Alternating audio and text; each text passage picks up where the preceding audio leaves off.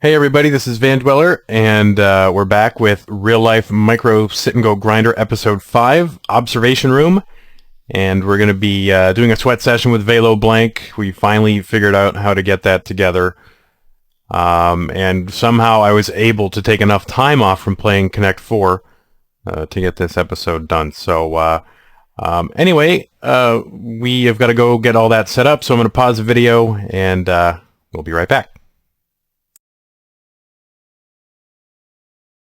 Hey, John. Hey, You're there. There you are. That's good. And so I guess we're doing a sweat session, which is exciting.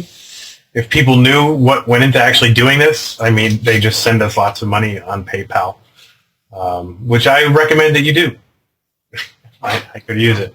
So now it's been a while since we actually did a video. I mean, it seems like it's been a month or more because I guess we had our last week in week 7 of last season, and then there was week 8, and then there was sweeps week and all that. So we haven't actually done anything in a while. So and we haven't really talked all that much during that time. So how are you doing? What you're playing the 340s on stars now? Yep. And are you doing well or? Yeah, yes, I have been. Made some leaderboard this past week. I got 18th in the high orbit, so made $30 on that. Well, that's sweet. I mean, $30 is it's like 8 buy-ins or something. I mean, it's nothing to sneeze at. Or is it 9? Yep. I don't know math, but it was higher, but I just towards the last couple of days, I guess a lot of people finished their orbits and then I dropped down again. But yeah, I don't really know how the whole. I never paid attention to the leaderboard stuff on PokerStars, so I don't really know how it works, but maybe someone can educate me. So now you're all right. So we're going to do 4 tables, and hopefully your HUD comes up. It wasn't coming up before, but hopefully this works, and hopefully this works on the first time. I mean, it's going to really suck if we record this whole thing and you just bust out 8th in all of them, and then we just have to. Start recording all over again. So we're going to tile here, and hopefully it's not too small for everybody. I'm kind of tired. It's like 2:30 last night. I don't know what it is, but I stay up really late for no reason. Doesn't make any sense. I just can't go to sleep. So you've been playing well. How much have you played in the last 3 weeks? You've been kind of busy, right? Yeah, we had finals, I guess. Last week, kind of backed off a little bit, I think. So are you done? You're done with school now? Yes. Not for your life, but just for now. Right. And your new apartment? Are you in the new apartment or you're not? Yep. I just moved in yesterday. My parents came up and we moved in. So you're in it right now? No. I'm still in my other apartment. I don't have my cable switched over, so. Oh, all right. So all your furniture's out, and it's just you and a table? Yep. Like my TV and a desk and my computer. It's kind of funny because, if you think about it, what else do you really need? You're there right now with, a TV, computer, and a desk. Do you really need all the other crap that you move? Really? You can sleep on the floor.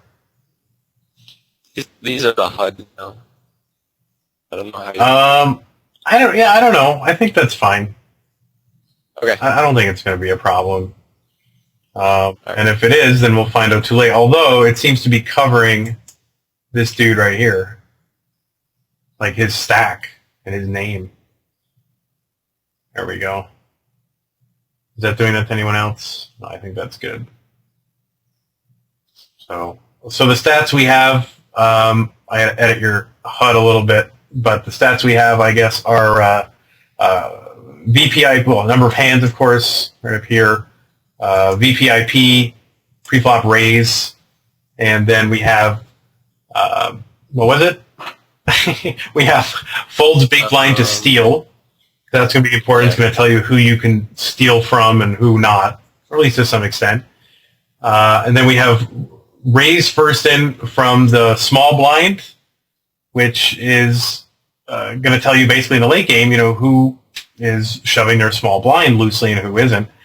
and also raise first in from the button, because there are some guys who know that they should be shoving all in from the small blind, and they'll do that, but they don't really shove so well from other spots or so often, and that stat will tell us if guys know to shove loosely from the button as much as they should or not. So I like to have both of those stats. And as far as fold big blind to steal, I've seen guys, and you had it before we started the video, guys will have fold big blind to steal and fold small blind to steal, but that's kind of redundant information. I mean, if a guy is gonna fold it, should I call this guy? No, I don't usually like to call raises with these kind of speculative hands, especially Right, but he's all in over here. Yeah, but you're still gonna have to play a pot with that other dude, and Okay. And obviously, we made triple them up. Yeah, we don't need that. 9. You get a 9? No, not this time. So yeah, I might totally miss some of the action on the table. So just interrupt me. Okay. That's always a good policy, is to interrupt me, because I'm usually talking too much. So anyway, yeah, the fold big blind to steal, fold small blind to steal is kind of the same information. So you only need to have one of them. If a guy is tight in the big blind against a raise, then he's going to be tight in the small blind. Well, even tighter in the small blind, because he's got one player left to act. So it's kind of redundant information. So you may as well just have one, not clutter up the screen. So now the thing with you is you were playing. We started out, you were playing like 1 or 2 tables, and here we're playing 4. But how many tables are you playing now at a time? I have about 10 usually. Really? I play 10 at a time. Wow. It's pretty standard when I play. I'll just open 10 right away. And you're totally comfortable with that? Yeah. What about this ace-jack hand? Out of position, I'm gonna fold with 2 people in. Attaboy. And a limper. 2 limpers. Yeah, I mean, that's going to signal a pretty decent hand. Well, I think there's only 1 limper. But that's going to signal a pretty decent hand, where guy limps and then the other guy raises, even knowing that it's probably not getting that guy to fold. It's got to mark the raiser with a pretty decent. Yeah, he just raised standard 3x too. Yeah. Didn't add the limper price onto it. Yeah, no. I love those. So all right, so you're 10 table, and you find it easy now. Before it was like a pain to get through 1 or 2, and now it's like whatever. It's like old hat. Yeah. I'm gonna check this other tournament here. I think I'm registered for one, but it's not bringing one up. It's hard for me to remember that. Like, I'm watching you play on TeamViewer while you record, and so TeamViewer is like really choppy. So I just have to convince myself that it's not really going to be this choppy when the actual video file comes out. So it was a limit. I registered for. You registered for a limit? Yeah. Are you in it? Oh no, you're not in it. No, I unregistered. You're registered for like 20 minutes, and in a limit tournament, and no one else registered. So I mean. That's interesting, because I don't think people realize, these limit tournaments, like ICM and stuff doesn't change just because it's limit.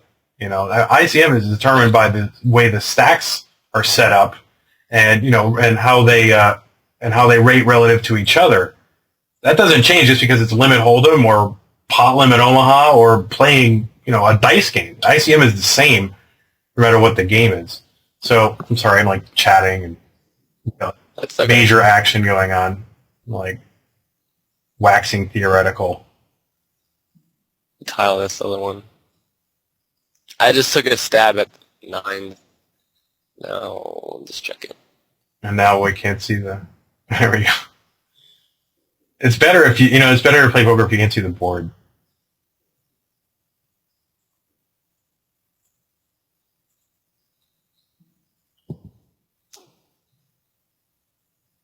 So here's pocket 10s. Yeah. You can certainly raise that. I might opt to go ahead and limp after someone goes ahead and limps, especially at 10-20. But they're both perfectly fine plays. I just feel people are more likely to call me when the blinds are this small. Yeah. And I don't necessarily want to, all of a sudden get like 200 chips deep at the 1020 level and have to abandon my hand. But certainly a C-bet is in order here. And I hit 10. Not a problem when you hit your set. Yeah. Should I go for like a half pot? Yeah, I mean, you know what's weird is like because of TeamViewer, I'm like a half step behind you. So like your 10 just popped up. So, okay. But yeah, I mean, you want to be able to structure your bet size so that, I mean, because this is a hand you want to get all in with, right? Eventually. Right. So you want to structure your bet size such that you leave yourself an amount on the river that is smaller than the amount of the pot generally, because it's easier to get all in there. So here, I mean, I would bet as large as possible. You can reasonably put him on an ace or 2 pair or something like that. Yeah. And, I mean, I would bet close to full pot. I mean, I just don't expect him to fold that much. He's calling on that flop. I mean, I would have even bet more than that. Okay. Because again, it's about the board. The guy pretty reasonably has an ace. He's calling you on that board twice. Then you could even probably justify going all in on the river because he's probably not folding. Right. So probably miss a little bit of value there. Yeah. Ace 10 I would not raise here. Okay. I generally don't raise it from that position even if it's unopened to me, although that guy's sitting out so that, just throw it? Yeah, I would just pitch it. That hand really benefits from being able to just to be able to win the pot uncontested. And when 2 people have already limped, I mean, you're much more likely to get called. And all of a sudden, even though you're in position, you're like playing a pot with ace 10 and a raised pot, and so you really don't want to necessarily do that. And you don't really get the benefit of fold equity with that hand because you're just so likely to get called. So when there's a couple of limpers, even though in a cash game you're like more theoretically justified in raising in late position against the limpers because the pot is bigger, there's more to win. And in sit and go, you really don't want to get into a confrontation with people as much as possible. So I will actually tend to fold out some of the bottom of the hands that I otherwise would have raised. So, like my ace 10 offsuits, my king queen offsuits, my pocket sixes, which I would then go ahead and limp behind. Stuff like that. But yeah, usually in that situation, if I would have king queen, I usually just dump it. So I should just think of ace 10 as that same. Yeah, it's the very bottom of the range we're going to be raising, and right. If people limp, it's just we're playing. We only basically have one way to win that hand now, since we know we're getting called. Basically, to win the hand, we're going to have to play a flop, and so yeah, I mean, we can play a flop. That's okay, but especially these lower limits, people are just peeling really, really lightly on flops, and we just don't rate to be able to take that pot down, uncontested. So 4 tabling now must seem pretty slow. Yeah, it is kind of. Pretty. When I 10 table, it's pretty much bang, bang, bang. Like everything's coming up, and then once the late game happens, then it gets even worse. Yeah, I mean, but I try to pick out which tables I like. If I survive certain tables, I'm moving to another part of the screen. That way, I know that there's 3 or 4 people on the bubble. I'll put them all in one section, right? Instead of them jumping up all over the place. No, are you? That way, I can switch gears from bubble play to 8-handed, I guess. Yeah. See, I've been playing on full tilt a lot recently, and what's cool about full tilt is you can very easily change the background color on full tilt, which unfortunately you don't have access to full tilt anymore, so but but you can very easily change the background color. So what I do is, like, when I'm playing a set, I will start out with all the backgrounds like that silver color, and then whenever a table gets to be 4-handed, I'll change the background carpet to red, sort of like the red zone in football, where you're close to a score. You're kind of close to a score in that. And then when the bubble breaks, you're in the money. I turn it green because green is money and whatever. So as soon as the table pops up, I don't have to take that extra half second to say, okay, there are 4 players at the table. Like, I know instantly that there are 4 players at the table, so I can already just put myself into that bubble mindset. Similarly with the green. Unfortunately, stars, it's kind of hard to change the background. Like, you have to go through menus and stuff like that, so you don't quite have that that ability. But one thing you can do, like, which just to market somehow, you could, and I'm not saying you do this now, but you could put in the chat thing. If you don't use the chat, like, I never really chat. Although, it's weird because now that I have, like, all these videos out, I'm, like, playing, and people are like, "Man, I love your videos, man." Yeah. All right. Like, I'm 16 tabling, dude. I can't talk to you. But you could probably put in the... You'll just start typing something in there? Yeah, or, like, you could put the number 4. That way it lets you know there's 4 players. Okay. Not that you would, like, every single... You wouldn't put 7, 6, 5, 4, but 4 is kind of a special time, in the tournament. Yeah. So, you could put a 4 in there, and that way when it pops up, you immediately know, okay, that's my 4 table. Or, you could put a big string of 4s, and that way you, like, see it more easily.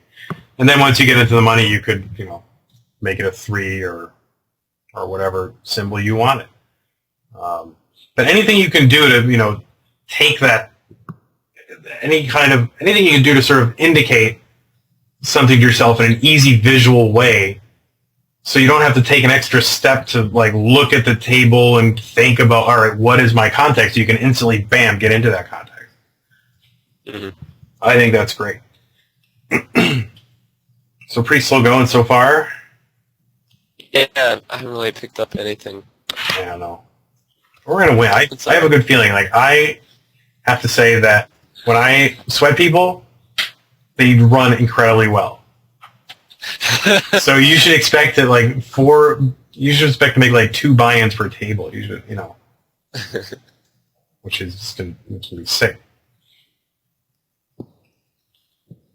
And so when... Go ahead. The only regular that I have hands on is this guy, but no note on him. Everybody else is just... Which guy are you referring to? Xavier on number 2. Number 2 would be here over here. Oh. Table. All right. Yeah, it doesn't necessarily tell you much, but let me get my pointer out of the way. I don't even know if my TeamViewer pointer is going to show up in Camtasia. I have no idea. Oh, I timed out.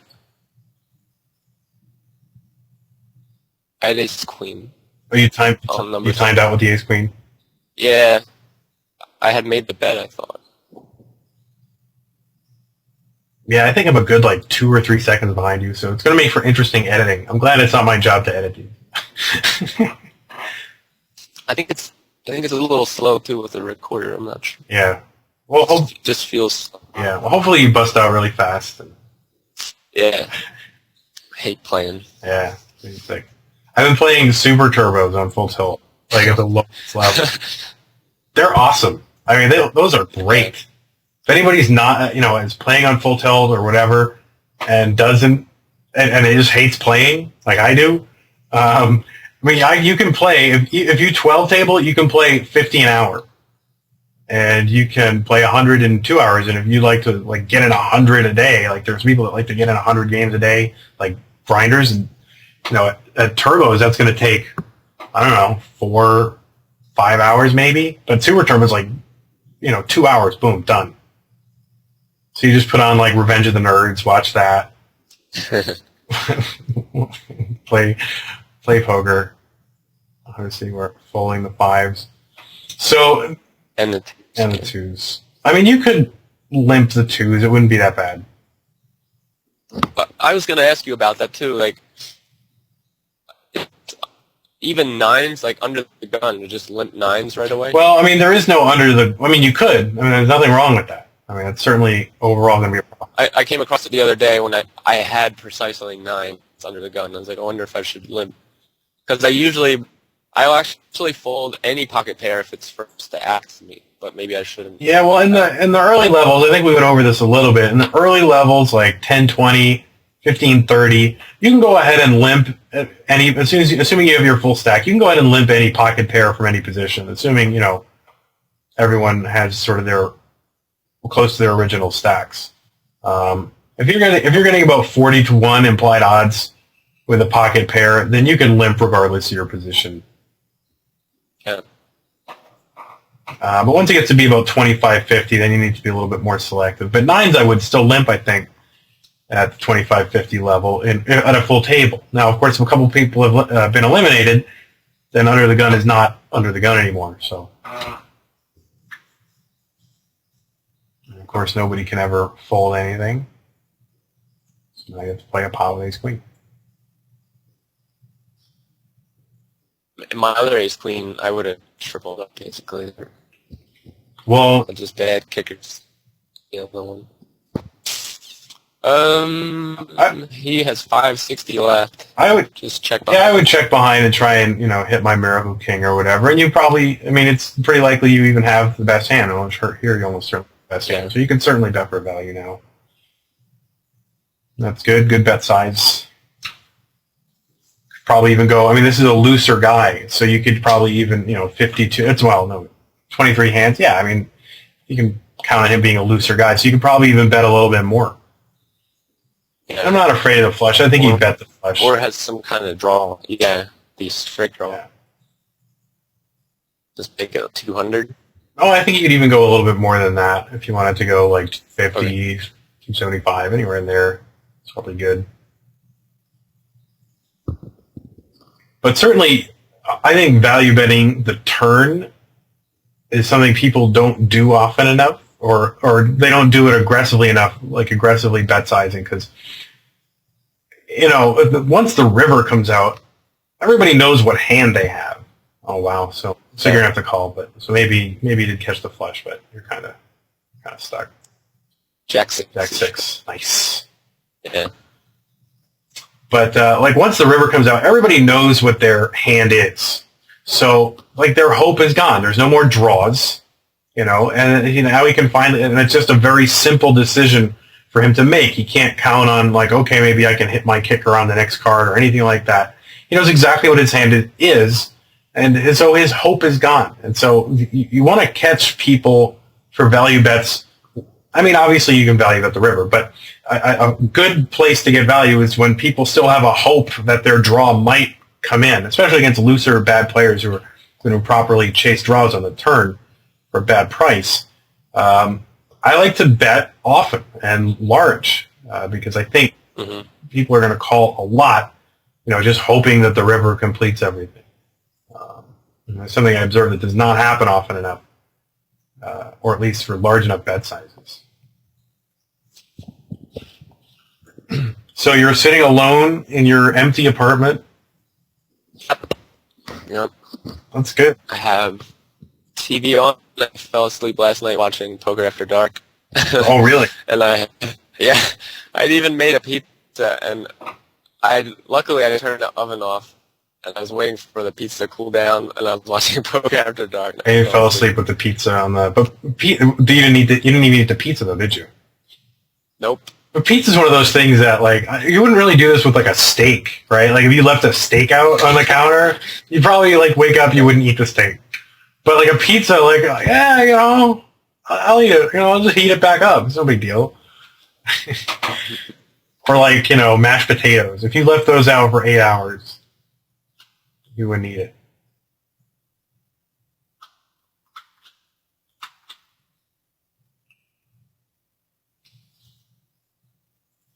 And so you have a roommate now. You will have a roommate. Yeah, he'll be here in August. So I have So you still have some time to walk around naked and whatever. I mean, that's pretty much when I'm home alone, I'm naked. The clothes come off. I don't know what it is.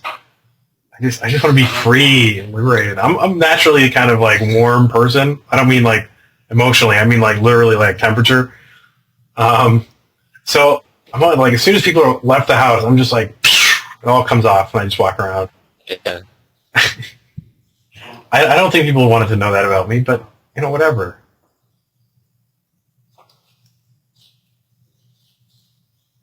So the jacks. Yeah.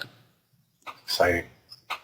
I've seen millions of hands at this point in my life, and I still get like excited. Jacks. I want a big pocket pair, yeah. Oh, let's see. I'm trying really hard to like not play Connect 4.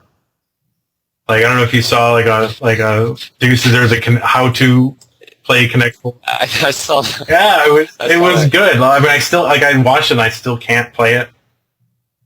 But I think that's probably my fault, my own idiocy. I've never been much of a games player. Like now, see there. Let's see with the pocket tens. Let me see what the blinds are. I want to call the raise with the pocket tens. Well, actually, no. This guy's really short, isn't he? Diamond Dog's the initial raiser. So, but you still get to play a pot against this guy, this other guy on this fourth table down here, the Zika 47. Mm-hmm. You still get to play a pot for only 60 chips in a raise pot, which, you know, if you happen to hit your set, you're gonna be much more likely to stack somebody in a raise pot than in a limp pot. So you don't need to be getting as good implied odds. Now the complication here is that the undergun raiser, the early position raiser, was kind of short. But even then, I probably still wouldn't have folded to pocket tens. Just the opportunity to play with Zika here. Okay, it's pretty good. But you know, folding's not that bad either. I mean, you're out of position or whatever. I certainly wouldn't re-raise, but calling is probably the best one. And so now you don't play turbos, you play standard speed. Yeah, I don't know how much I tell you about the speeds. I used to try turbos, and I didn't like them. That was before I even really had a lot of coaching from you. So I think I could go back to them and then better, or at least feel more comfortable with them. But yeah, certainly for those of you who are watching don't feel all that great about your push-fold game toward the end, then playing the slower, the normal speed, it's going to be a little bit better for you because you can make a lot of money just by, you know, if your big skill is being able to be patient, then you could, you know, a lot of your money is going to be made by just watching other people implode and, you know, knock themselves out. So, you know, that's going to make up for some of your deficiencies in the push-fold game later. It's going to sort of give you an automatic equity boost. You can just sit and watch your equity pile up while everybody's, you know, kind of retarded. But if you do get to the point where your push-fold game you feel pretty confident in it, then I think eventually you're going to want to move over to the turbos because you can just play so many more in a given period of time. And you know, and it's really, you know, it's not really about your ROI. You know, it's really about your dollar per hour. So I mean, you can have a 6% ROI but make less money than if you had a 4% ROI if you were playing turbos. You know, just because of volume.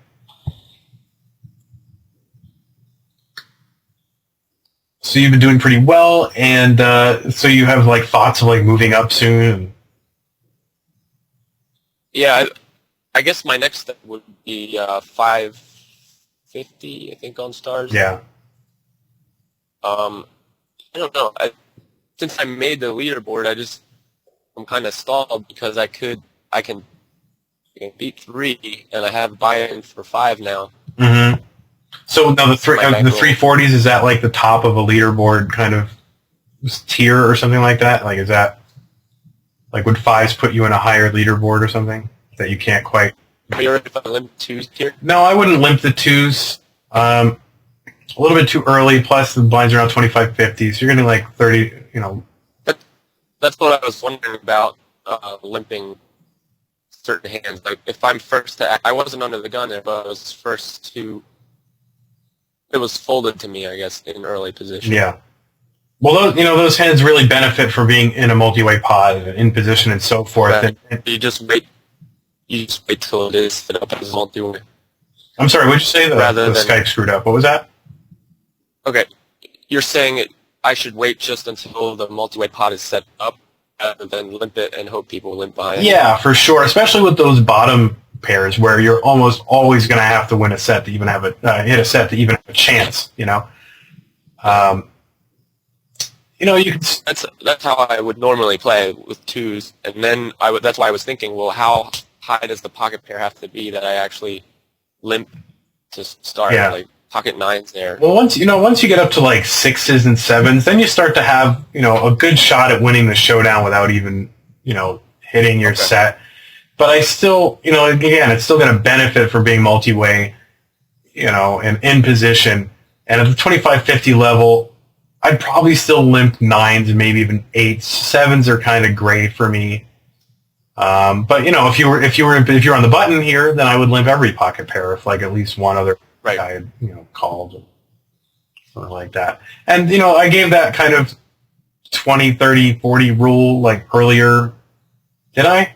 Yeah, I think I did. Yeah. And that's kind of for a beginner who might get in trouble if they don't hit their set. If you're a little bit better, and you're not going to get in trouble with pocket sixes like on a 2, 4, 5 board, facing heavy action, and you can sometimes make a fold if the situation is right, then you can get away with playing a little bit more liberally than those guidelines. But those are like for an absolute beginner who just keep you out of trouble.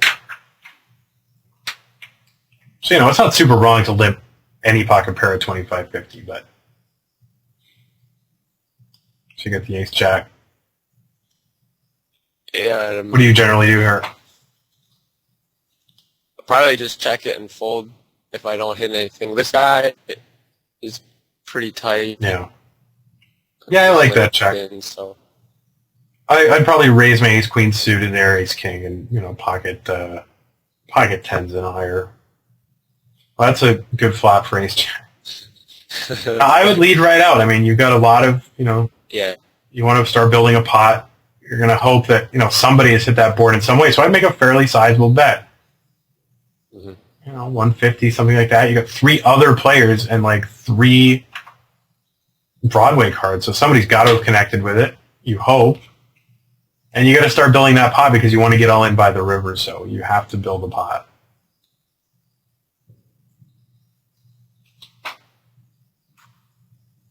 And of course, I say that and everybody folds probably, but oh no, all right, that guy.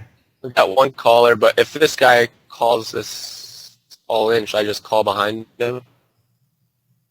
I mean, yeah, you can. That would be perfectly acceptable, but of course that's an issue now. And sweat a diamond? No, you're gonna have to sweat a queen. Nah, I thought maybe with King Dad called. Yeah, but anyway, look at that. See you, buddy. This table number 4 was the last one that I opened, and we're 4-handed now on that one. Jeez. I still have 8 in this.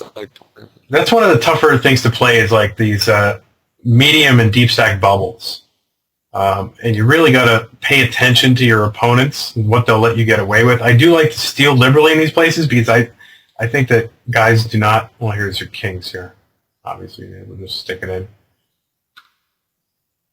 You can just stick it in with the kings. I mean, I think oh, wow. I think making a less than all-in raise looks really strong, like maybe too strong. Like you wouldn't do that with ace-king. You'd probably just shove with ace-king or ace-queen or something like that because you want to, get the maximum fold equity. So why not try to make your kings and aces and queens and stuff look as close to ace-king as possible, right? That way you can fish out more calls from lower pocket pairs. But anyway, back to these medium and deep stack bubbles. I find most players really don't know how to behave in this situation. And so with that being the case, I think when guys don't know what to do, they're more apt to kind of cede to you and let other people dictate the action. And so I want to be the person that dictates the action. So I will, start raising liberally and, just pick up as many small pots as I can. Now, that being said, it's sort of opponent dependent. If you look at these guys, one of them through 31 hands is a 68-13, Zika here, and this cool guy is a 56-0. So I wouldn't expect that I would be able to get many folds out of them. Yeah. So it's going to tighten up how I approach like stealing and stuff like that. Look at these kings on table 2 again. I know. I told you, dude. Should I just No, you. make it like 600? I would go ahead and make it say something like 450, 500. Anywhere in there is fine. 600 is a little much, but I think 400 or 500 is fine.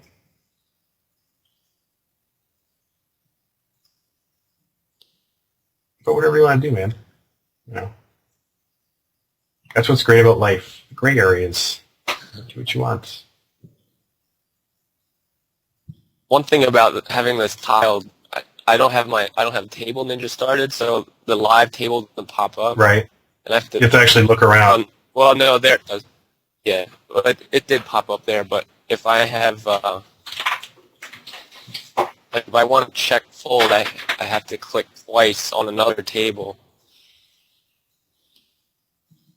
Well, that's a good flop for kings. It's very good. So I can't see that guy's stack size at DBQ. Obviously, we're going to just call here. He has 900. Okay. He has 900. Yeah, there's no need to like re-raise and announce that we're happy playing. We could just call as if we had some sort of draw or queen or whatever. You know, anything to lure that other guy in.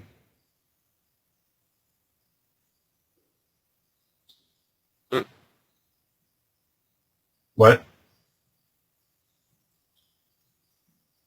Bad river. What? Come on. It's no good. It's not right. In my opinion, it's not either. Are you pretty mad? Are you one of these guys that gets mad like when you lose a hand? No, no. I used to berate people a lot. Really? When I was, yeah. I want to say, on absolute, if I'm gonna sit and go, I still don't. But if the step tournaments, they get me fired up a lot. Oh, really? Well, yeah. Because you can because the absolute steps, they start at what, 10 cents? Yeah. So when you're playing your like step 1 at 10 cents, you can like see the world, you can envision the World Series seat. It's mine. And so when someone gets in your way, it's pretty heartbreaking.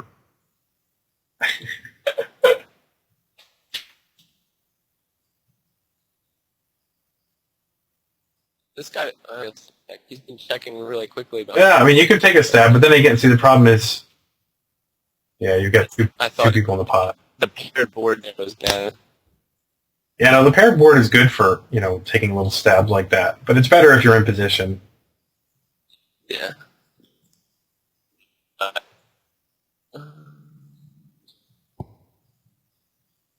So yeah, I've been starting.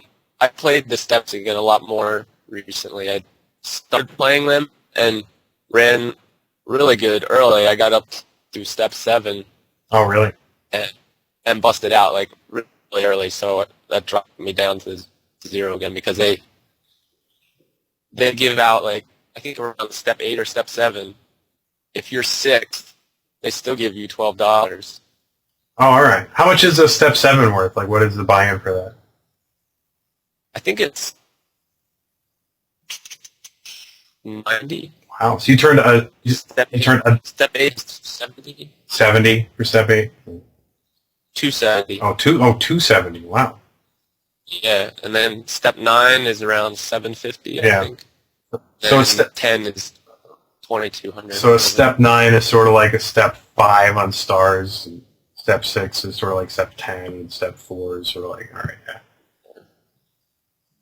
If you look at my HUD, it still records them as buy-ins, I think. So if you look at the absolute count on my HUD, right, it really drops down once I lose those 20. Yeah.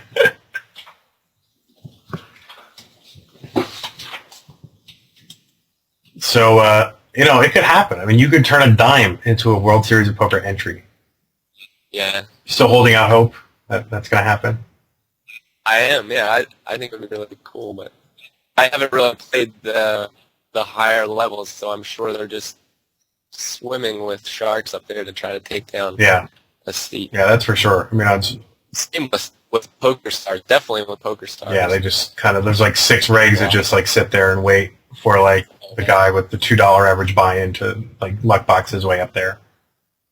And then they all just split his buy-in, and they all have like 2% ROI. And whatever, it's a living, it's working for them. So here's your first. Like you haven't had. At least we're still in all of them. I guess that's a good thing. Yeah. But these bubbles are a bummer when it's like deep stacked and guys you can't steal from, and you're like you're like 2-2 on that table. Mm-hmm. Yeah, my small blind and big blind are 50% and 60%.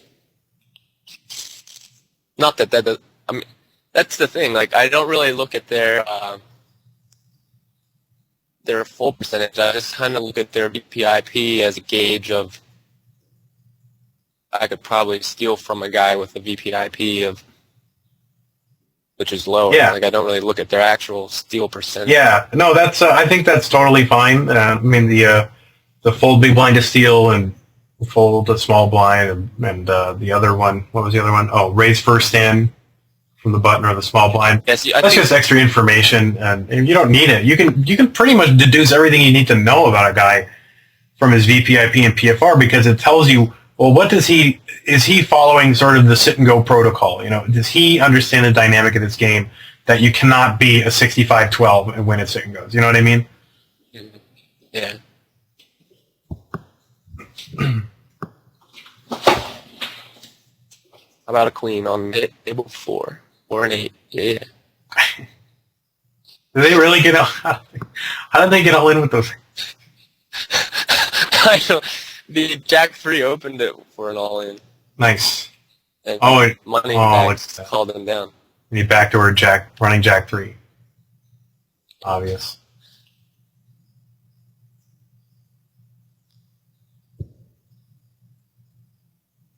So we're pretty screwed, but yeah, it's certainly, you can bet that king for value for sure.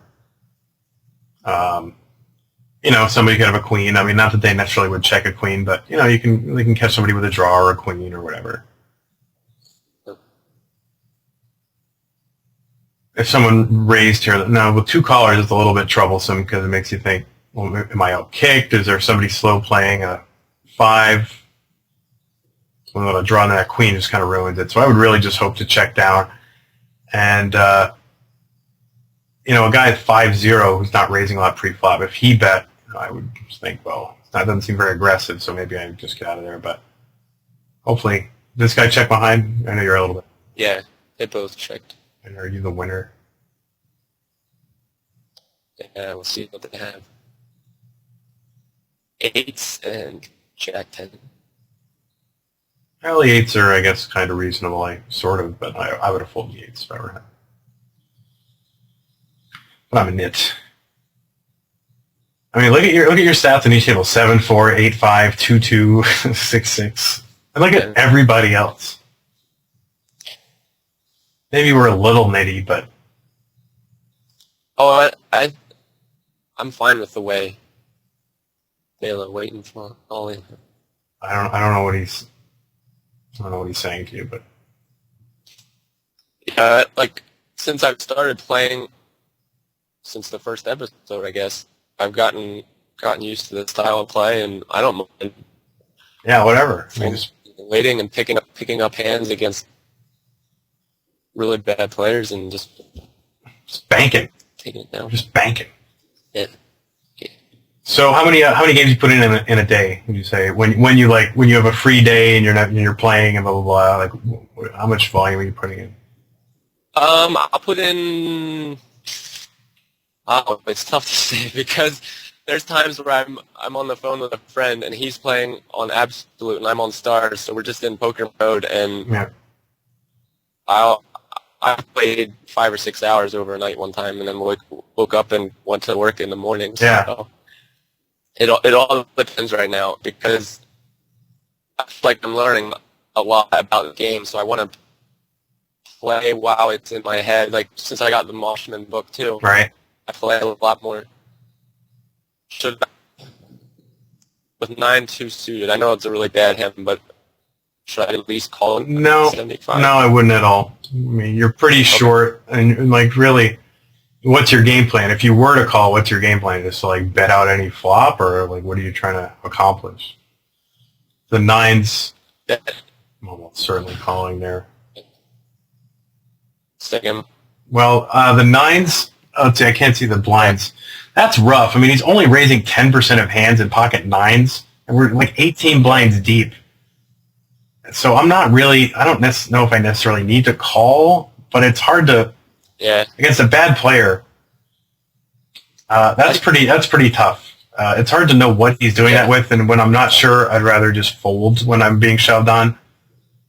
So it may seem tight to fold like, like the, eighth best hand or whatever, but it's just such a weird thing to shove like just 20 blinds over people, or in this case 30 blinds over another guy. That makes me think he has a hand that he doesn't want to see a flop with, but he feels he has to play, like something like tens or jacks, or ace king, ace queen, ace jack, something like that. And all those things were not really good equity-wise. We might be a showdown favorite against the unpaired hands, but in equity terms, the risk-reward is not favorable. So folding in the nines is okay. If this guy were like a 67-42, then I'd probably call, because his range is going to be so wide.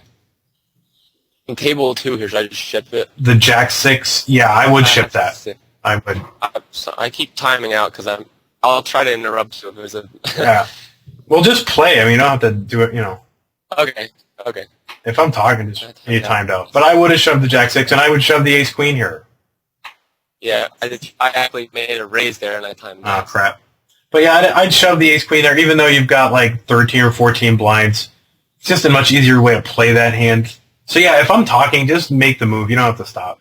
All right. Because I'm going to like talk forever. So this 9-10 offsuit, I would shove that for sure. And you folded, but that's okay.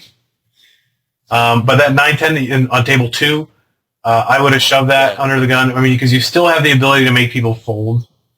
Like on some level, they can fold to you, even though you're shoving into like the chip leader. He doesn't necessarily want to call you off with just nothing. So, and 9-10, it's not a totally hopeless hand, and you're so far behind everyone else that you're kind of you have so little equity that it doesn't hurt you to lose it.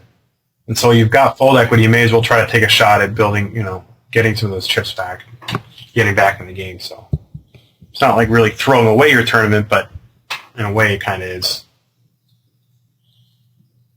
But we take the blind anyway. Oh, this is cool. Put a 10 up there. One time. One time. I love it when, like, you'll see these guys who've won the World Series of Poker, and they'll show up on these shows like Poker After Dark, and they'll say, one time. Like, we won the World Series of Poker one time? I think you've had, like, 17 times. I think calling the 9-7 is okay there. Oh, okay.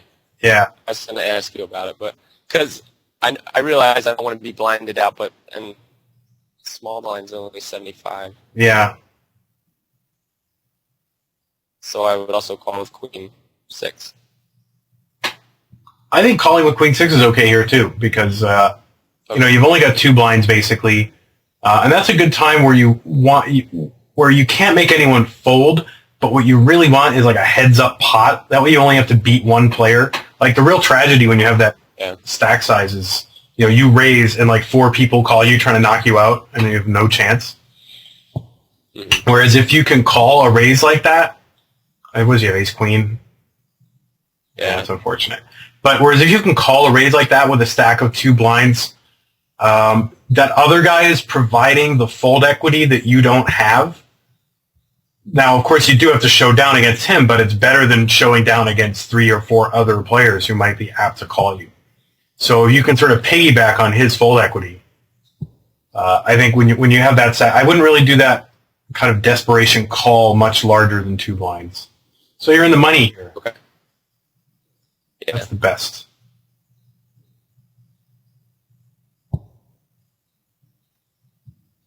So I'm sorry that I'm like distracting you from making the right moves. No, you're not distracting me. I just want to ask usually, and then Now that 8-9 suited you just folded on table 1. Now why would you fold that? yeah. Because you have 11 blinds and. Yeah, I don't really.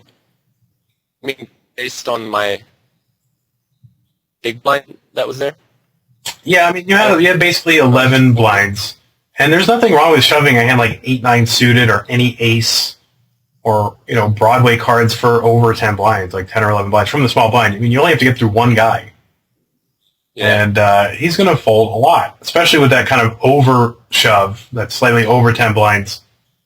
That's going to encourage a lot of folds. And with a hand like 8-9 suited, in case you get called, you do have, you're not going to be drawing dead usually. So I like to shove. I would like a shove with the 8-9 suited in that spot. And with any kind of reasonable kind of hand, I wouldn't shove total junk, but with Jack 10 here, should I make a raise? Jack 10 there, let's see. On the bubble here, you can, on the bubble, I'd rather just let this go. Okay. And I would bet that on the table 4, the bottom right, I would bet that for value for sure. Now I wouldn't, but but on the turn there, I would bet because so many guys with like ace 8, king 8, 2 clubs, blah, blah, blah, are going to call you. And so you can get value out of the jack there, even though you have no kicker. There's a lot of worse hands that will call you. Now, obviously, whether or not to call this, it's only one. Well, no, you can't. But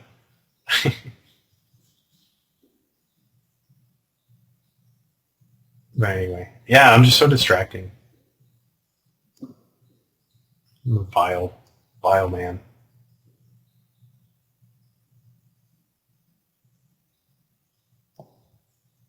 Yeah, against a tighter opponent that's 7-4, you can occasionally try to get in there and mix it up and make some steal raises, like here with the 10-8. Guy in the big blind is kind of a reasonable player. You might try to make a steal raise here with the 10-8. Okay. Yeah, I think I'm like 2 seconds behind you in terms of what I see. You're really laggy because I don't know.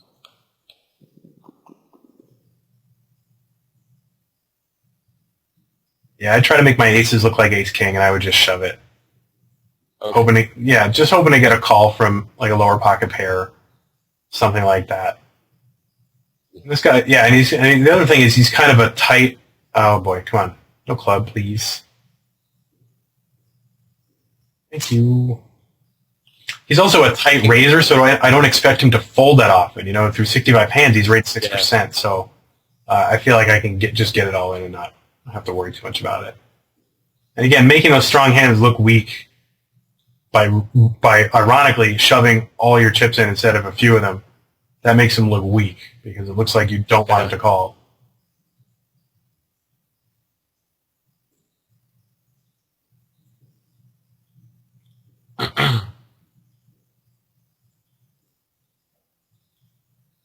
So I think next time we're just going to have to fly to wherever it is in Pennsylvania you're at. This team viewer is just too laggy. Yeah. But whatever, it's working. We'll get a video out of it, and we'll get a 2-week reprieve. We're going to have to do anything. That's nice.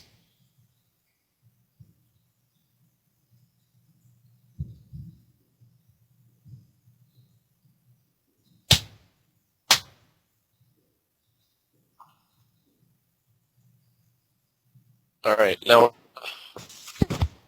four-handed with King 10. You can go ahead and make a raise here. The guys at the table are fairly reasonable players, so if you want to make it 450, 500, 600, anywhere in there is fine. I'd raise the ace-6, and I'd shove the queen-6.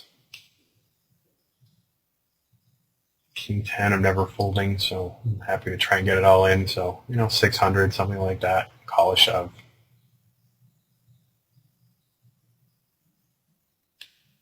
And obviously, as expected, Zika calls us, so it's like we're never going to be able to steal anything from anyone. still bet at 600 or so. I wouldn't even bother because I really expect Board. I really expect him to. I would just check behind. I really expect him to just call with a lot of crap. And our ace high actually has some value against kind of hands he would call with. So if we can get to a cheap showdown and show our ace high down, probably the best we can hope to do. Now I would actually against this guy I would certainly call here. I don't think you can shove profitably because I don't know necessarily if he'll call, but against this guy I would certainly call. No, I just bet 150 on the king. Yeah, I think I think we're getting so good a price that we just have to pay him off if he got it. We're not severely jeopardizing. I mean, you're not raising him at all. No, because I don't think I can get called necessarily by worse. I don't think the raise has any value. Those extra chips that we put in with the raise, if he's only calling with hands that beat us, then those extra chips are going in sort of in a negative expectation. So, while we might be able to call profitably, doesn't necessarily mean that we can raise profitably. Yeah.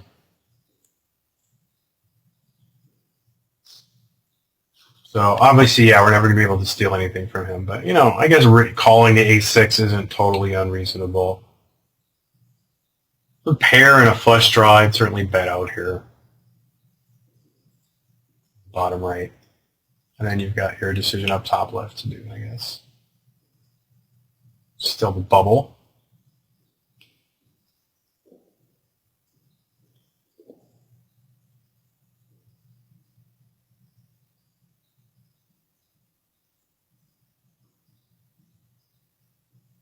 Now on the top left of 3-5, you could conceivably raise there against that player who's got sort of the third place player. You've got him out chipped. That was in the previous hand. The 5-4 suit I would fold against the chip, right? Sure, but the previous hand, that Kate Bow.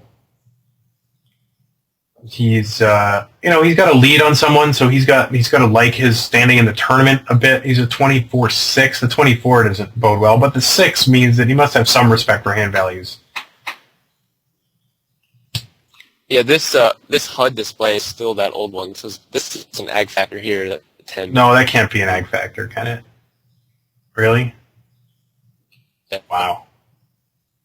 All right. Yeah, again, for those of you still watching, we've had enough Red Bull to get through this. We had to fix this HUD before the video, but I guess the changes didn't take. So the 7 are definitely betting for value. Okay. Against that guy, I think he'll call pretty wide. I mean, you could still do it. Yeah, I don't know if I would now. I mean, it's pretty close between just betting and trying to check behind.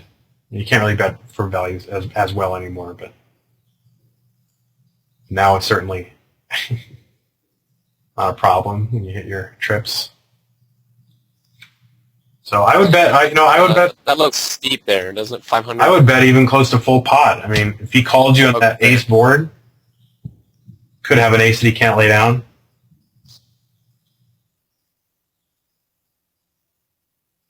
It's okay. He was the button, so I don't know if I put him on an ace or not. Well, the guys a lot of times limp kind of low aces. That they can't imagine folding an ace.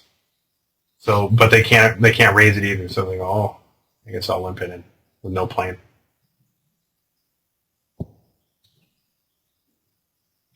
Now, the Jack-8 with 2 reasonable players in the blinds, you might decide to go ahead and open up and try to see if you can start stealing against them. I mean, 1 to 16-7, the top left corner there.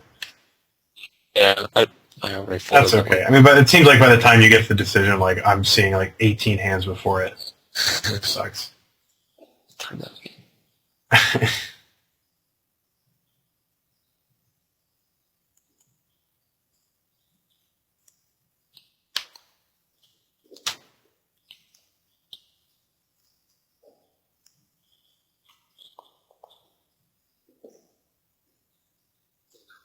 In table 4, I think I made a mistake in not betting at least something. Yeah, I think you can fold pretty easily, or even if you even if you have the best hand, there's so many cards that can come out that you're not going to like.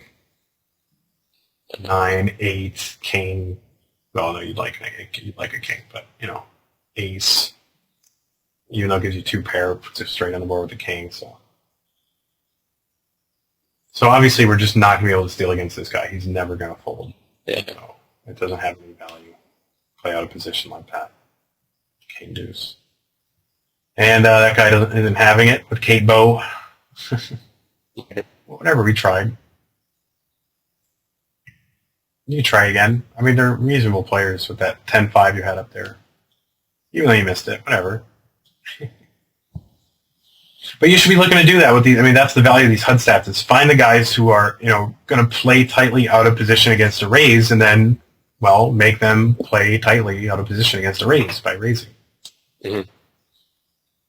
You don't really have that situation on the bottom left table 3, as much, because those 2 guys, you know, 27-20 and a 40-10 are not the kind of guys you can do that against. But, you know, the guys, oh, look at that, you're in the money. All right, so we're 2 for 4 so far. I'm telling you, this is going to be a profitable set. I think I'll turn up the aggression. The blinds are 100 and 200. Yeah. I obviously can't make 600 raises up on the top, on number 1, but I have had somebody posted a tournament I had. Oh, look at that flop for 8 too. Let's see, there's 600 in the pot. He bet. Wow. I mean, if he's willing to bet into it, I'm willing to raise him. You know. Yeah. Like to something reasonable, 600, like that. Something that makes it look like, you know, hopefully you can catch him with a deuce. With the last deuce. And he called, so you're going to play an all-in pot pretty much. So let's try to make a, yeah, I mean, he's like betting it for us. So I think there's no reason not to just get it all in here while we're pretty confident we have the best hand. I mean, he could have, you know, set of 8, you know, there are hands you could have. We don't have the nuts, but it's the virtual nuts. 10-8, yeah. Not a problem.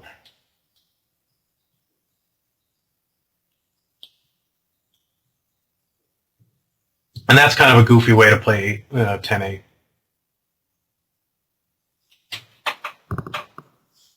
You know, you can't really put in that much action with a top pair on that board. Yeah. And expect to have a really big edge. You know, once someone's betting and raising and calling against you, then you got to think, well, maybe my 8's not the best. So the pocket deuces in the bottom left. You can certainly raise that for sure. Yeah. You probably could shove it if you wanted to. I think that's okay too, even though it's like a massive overshove. But hopefully this guy can just, you know, get out of the way. Thank you. That guy obviously makes it straight, but that's all right. We're heads up.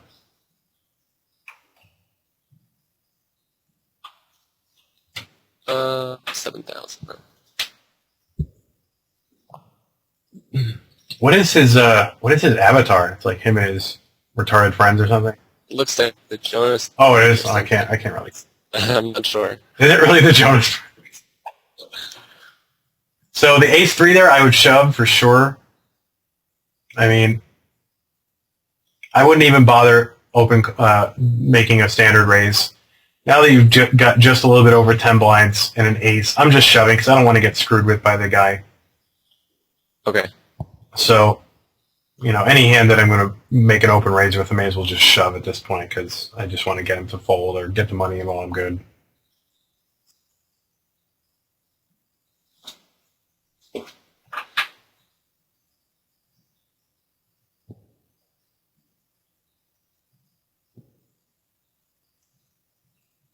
The 6-7 is a hand you can kind of turn into a bluff. If he was calling you with a queen, then he might decide to fold. So you can make sort of a, well, actually, then again, I mean, it's such a, maybe I'd check behind here because I didn't realize how big the pot was. Yeah, I would just check behind and hope I'm good. I don't necessarily want to bluff for my huge. Let's see if he would have folded. Well, he might have folded. It was, you know. Yeah, That's a tough one. Almost 5. Yeah.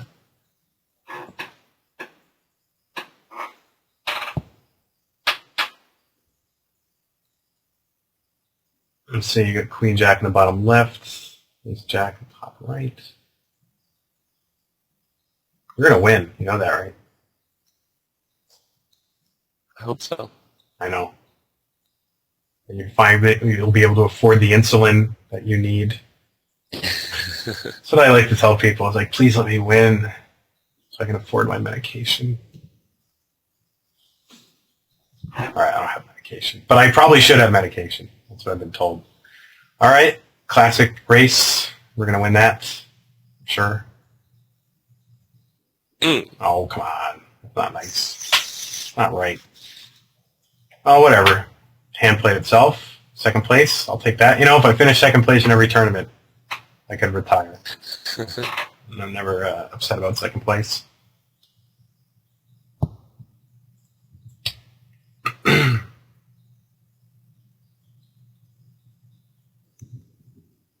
Should I adjust the sizes on Yeah, just, Sure. well, let's see. That's the thing is that your frame is kind of, your recording frame isn't really amenable to that, is it?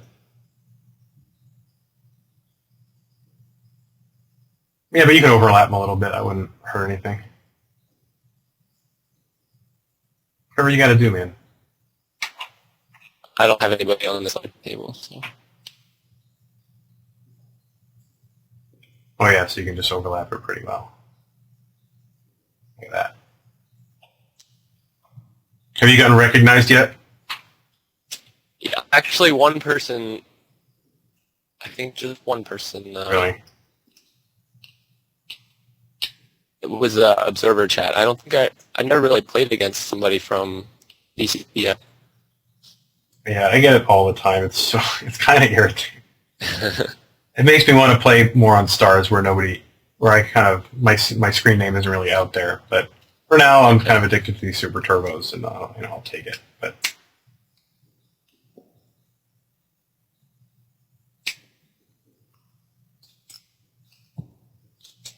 But yeah, one guy was like, "Why do you keep calling everything like a medical title? Why is it always medical?" Well, I'm like, "Well, he's in nursing school and whatever, and I guess if he were a sailor, I'd use, nautical jargon. I don't really know any nautical jargon, though. Like the poop deck, I know that. They just shove the ace-10. I don't even necessarily want to get screwed with.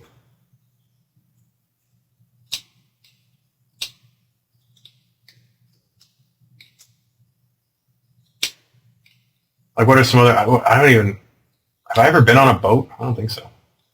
So, let's see. This guy raises his 39-12. I think we can reshove profitably here. Yep. And if we get caught, oh well. And he calls with what? Oh, come on. That's no good. Maybe we shouldn't have shoved.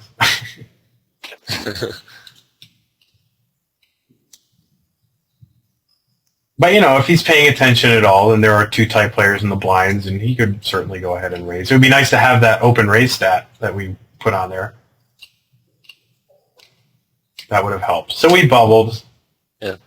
But whatever. If we get ace-queen with full equity at those stack sizes, I'm willing to reshove and try to get him to fold or call with the worst. So now we're down to the 1 table. So let's see, a second, a bubble, third. Another second. Wait, 2 seconds? Oh wait, it might have been a third. I don't even know. Are you a graph checker? Do you look at your graph every time? Like, or you're like no, not every when you're time. playing? No, not when I'm playing. I'll play like for a night. I'll play, I don't know, 20 or 30, and then I'll check it, but not after every. Yeah. I can check it now because I haven't checked it in a while. Well, yeah, you don't have to, but like, yeah, some guys will just check it constantly. Oh yeah. Yeah, it's tilting. I mean, I'm guilty of that, especially with these super turbos. Like, I've been keeping my Hold'em manager screen with like my tourney results on the left side, and I think shoving is probably just guy limping on the button is trapping, but I think you're ahead of his trapping range. And I mean, that's just brilliant. That's why shoving isn't that wrong, you know? I mean, that's just a disaster. What that guy's good.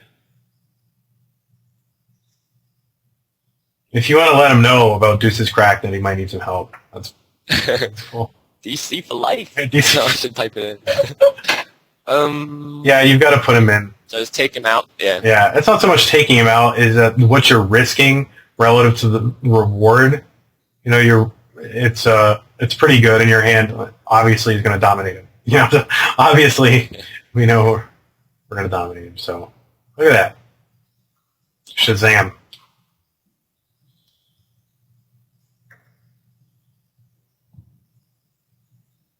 And now we're heads up. The blinds are 100, 200, ante. So I would raise pretty aggressively. My first hand, I pretty much raise every time. And if you want to make it 3x, that's fine. We're 30 blinds deep. There's nothing wrong. Yeah, I'm more comfortable raising 3x and then dumping. Yeah. So if they play back, because six. You certainly c-bet this. Yeah, six is they fold a lot. Yeah. A lot more hands if I make it 6 instead of just 2 times the ball. Yep, that's perfectly fine. It's whatever makes your opponents do the things you want them to do. So here, this guy's already folded. He called a hand and folded to a c-bet, and he's folded on the button. So we got to think, especially with his stats, he's a fairly tight player. So I'm not really going to stop raising from the button until he really tells me not to.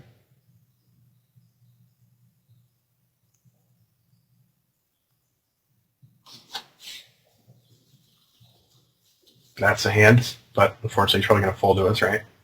No, he raised. So I'd certainly re-raise here. Yeah, that's good. I like it. You're the best.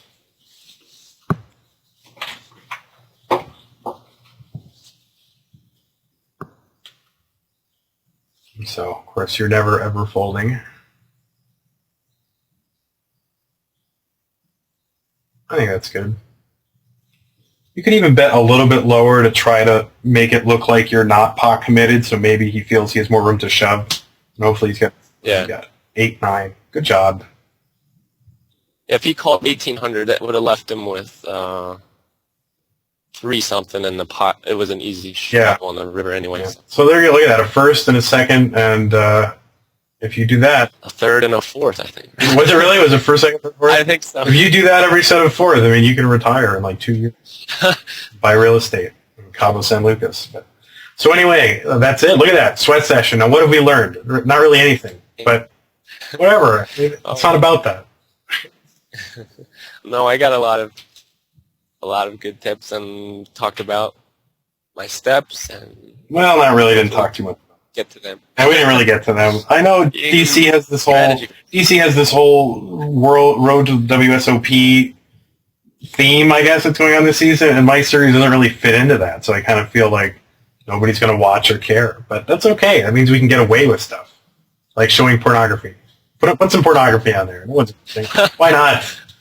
All right. Hair. We'll show no. All right. Yeah. Let's look at some graph porn to see where your graph is at. Yeah, open that puppy up. And we'll just see where you are overall, because I haven't really checked in a while. I guess I've been kind of negligent with these 3 weeks. It's been kind of frankly, a nice vacation from you, John. Yeah. 340. Look at that. 18% ROI. That's pretty hot. I think you're running a little well there. It climbed though. When I first started on Stars, it was. Let's see the graph part. I want to see the. I like the lines. I'm trying to make it. Oh, it's running pretty slow. Yeah. You can probably close out the Stars client. Man,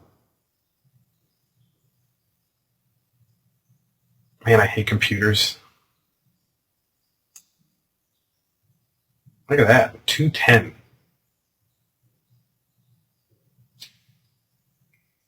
And you're making a whopping $2.59 an hour. Look at that. I mean, you may as well quit nursing. Yeah, no. Well, look at that. That's a reasonable graph. You're running a little bit ahead of your red line, but look at that. This was early. Like, I kind of struggled, I think, on Stars for a little bit. And then I forget when I got the the HUD. Maybe that was. Well, I wouldn't read too much into early results. I mean, especially over a 200 sample, it's not really a big deal. But hey, that is a winner's graph. Look at you. I mean, you couldn't even tie your shoes. First, No. first thing, and now we're like big Mr. Leaderboard and all that. So, yeah, dude. All right, so I think maybe we'll just wrap it up because I think it's an hour and 15 minutes, and that would almost be a record for me. So this is good. So anyway, for Velo and me, vandweller, we're signing off, and thank you for watching. Bye, guys.